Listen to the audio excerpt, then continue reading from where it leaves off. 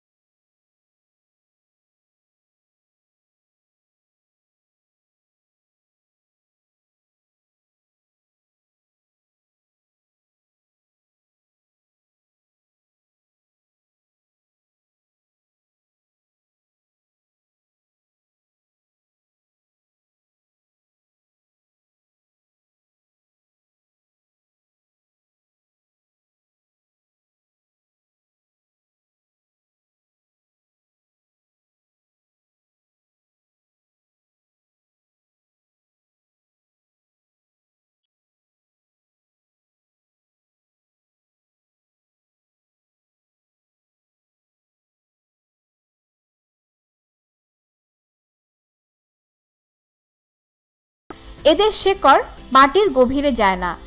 লাউ, কুমড়া, পুঁই শাকও এই শ্রেণীর উদ্ভিদ।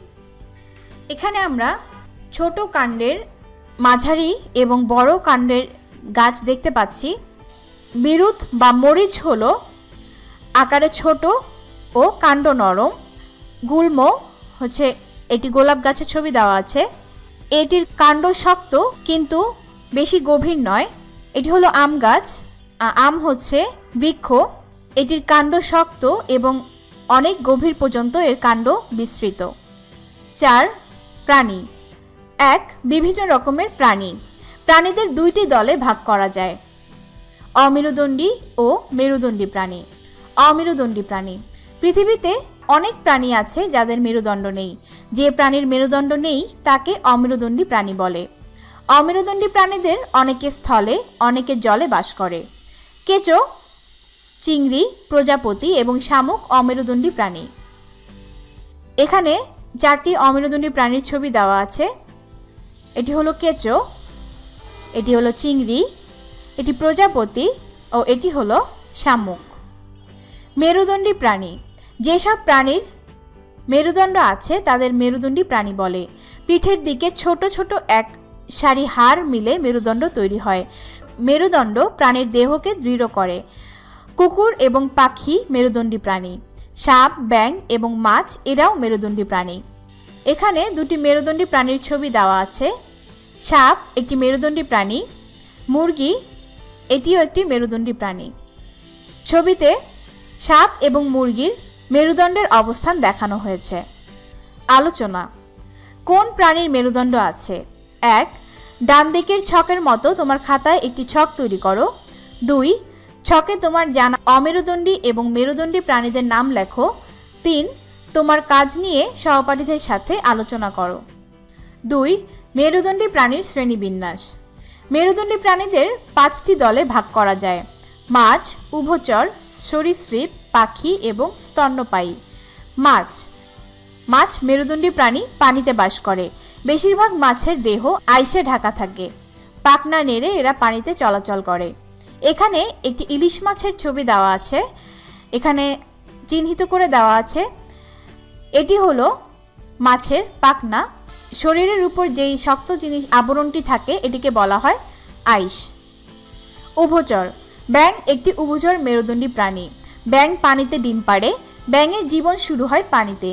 শিশু ব্যাঙ বা ব্যাঙাচি পানিতে বাস করে, পরে বড় হয়ে স্থলেও বাস করে। এখানে ব্যাঙের চিত্র দেওয়া আছে। দেখানো হয়েছে ব্যাঙ পানিতেও থাকে এবং বড় হওয়ার পর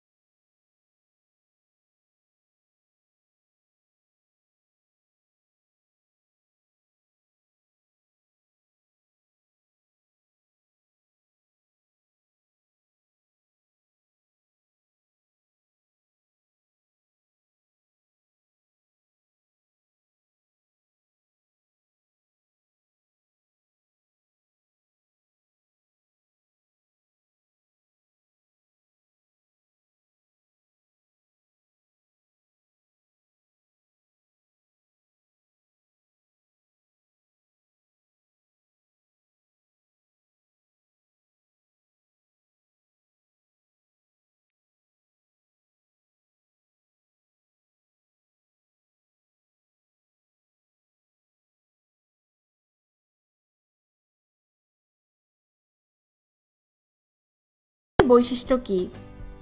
1. নিচে দেখানো ছকের মতো একটি ছক তোমার খাতায় তৈরি করো। 2. উপযুক্ত শব্দ ব্যবহার করে ছকটি পূর্ণ করো। 3.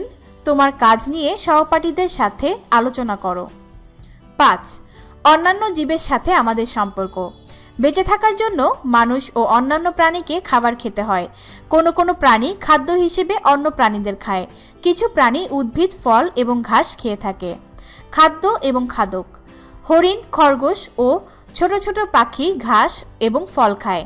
হরিণ ও খরগোশ আবার বাঘের খাদ্য। খরগোশ ও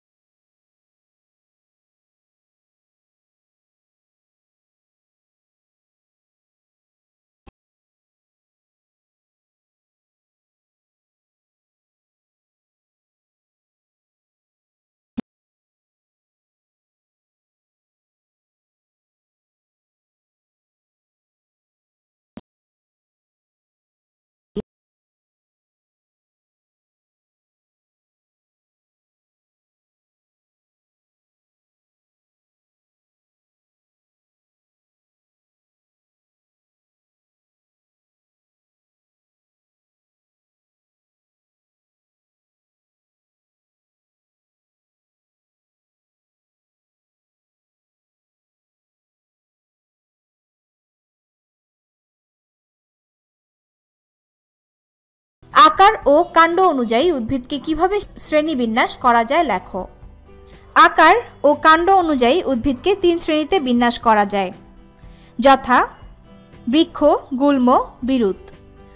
বৃক্ষ: যেসব উদ্ভিদের কাণ্ড মোটা, দীর্ঘ ও শক্ত এবং কাণ্ড থেকে শাখা প্রশাখা ও পাতা হয় তাদেরকে বৃক্ষ বলে, যেমন আম, কাঁঠাল, বেল ইত্যাদি। গুল্ম: যেসব উদ্ভিদের কাণ্ড শক্ত কিন্তু বৃক্ষের মতো দীর্ঘ ও মোটা নয় এবং কাণ্ডের গোড়ার কাছ থেকে শাখা প্রশাখা বের হয় তাদেরকে গুল্ম বলে, যেমন গোলাপ, রঙ্গন, জবা ইত্যাদি। বিরুৎ: যেসব উদ্ভিদ গুল্ম উদ্ভিদের চেয়ে আকারে ছোট, কাণ্ড নরম, তাদেরকে বিরুৎ শ্রেণীর উদ্ভিদ বলে, যেমন ধান, সরিষা, মরিচ ইত্যাদি। মানুষ কিভাবে উদ্ভিদের উপর নির্ভরশীল? মানুষ বিভিন্নভাবে উদ্ভিদের উপর নির্ভরশীল, যেমন সবচেয়ে প্রয়োজনীয় উপাদান অক্সিজেন ও খাদ্য, যা আমরা উদ্ভিদের কাছ থেকে গ্রহণ করি। এছাড়া মানুষ যে পোশাক পরে তা উদ্ভিদের বিভিন্ন অংশ থেকে তৈরি হয়। এছাড়াও ঘরবাড়ি এবং আসবাবপত্র নির্মাণে উদ্ভিদের কাঠ ব্যবহার করা হয়। উদ্ভিদ এবং প্রাণীর 3টি পার্থক্য লেখো। উদ্ভিদ ও প্রাণীর মধ্যে 3টি পার্থক্য নিচে দেওয়া হলো। 1. উদ্ভিদের মূল, কাণ্ড, শাখা প্রশাখা, পাতা ইত্যাদি আছে। প্রাণী: 1. প্রাণীদের চোখ, কান, নাক, মুখ ইত্যাদি আছে। 2. উদ্ভিদ নিজের খাদ্য নিজে তৈরি করতে পারে। 2. প্রাণী নিজের খাদ্য নিজে তৈরি করতে পারে না। 3. উদ্ভিদ এক জায়গা থেকে অন্য জায়গায় চলাচল করতে পারে না। 3. প্রাণী নিজের ইচ্ছা মতো এক জায়গা থেকে অন্য জায়গায় চলাচল করতে পারে। নিচের ছকে উল্লেখ করা প্রাণীদের বৈশিষ্ট্যগুলো ছকে লেখো। ছকে কিছু প্রাণীর নাম দেওয়া আছে। এখানে আরও 3টি ঘর দেওয়া আছে। একটিতে লেখা আছে কোথায় বাস করে, একটিতে লেখা আছে দেহ কী দিয়ে ঢাকা থাকে, এবং শেষটাতে লেখা আছে কিভাবে চলাচল করে। গরু স্থলে বাস করে। গরুর দেহ লোম দিয়ে ঢাকা থাকে। গরু পায়ের সাহায্যে চলাচল করে। দোয়েল গাছে বাস করে। দেহ পালক দিয়ে ঢাকা থাকে। এরা ডানা মেলে উড়তে পারে। রুই পানিতে বাস করে। রুইয়ের দেহ আইসে ঢাকা থাকে। রুই পাখনা নেড়ে পানিতে চলাচল করে। টিকটিকি স্থলে বাস করে। এর দেহ শুষ্ক ও আইসযুক্ত থাকে। টিকটিকি পায়ের সাহায্যে চলাচল করে। কচ্ছপ জলে ও স্থলে বাস করে। এদের দেহ খোলস দিয়ে ঢাকা থাকে। কচ্ছপরা পা ও বুকের উপর ভর করে চলাচল করে।